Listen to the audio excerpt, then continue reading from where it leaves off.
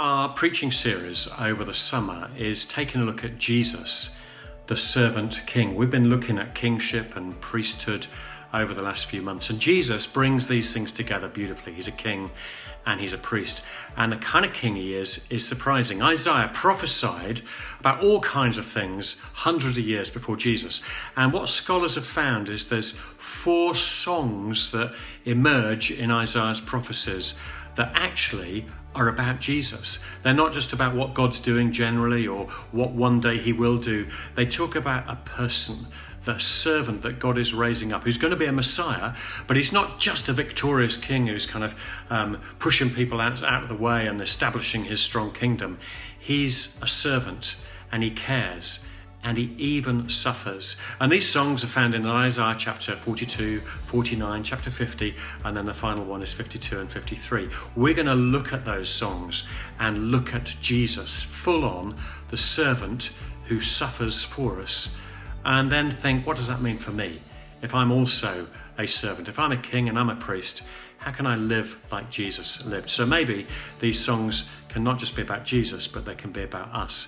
There was a great song written years ago by a worship leader, Graham Kendrick, called The Servant King. I just want to read these lines now because they somehow sum up the ministry and the person of Jesus fantastically.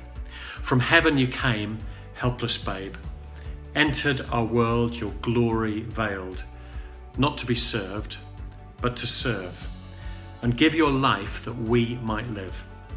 This is our God, the servant king.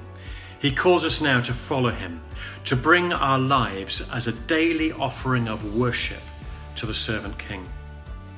There in the garden of tears, my heavy load he chose to bear. His heart with sorrow was torn.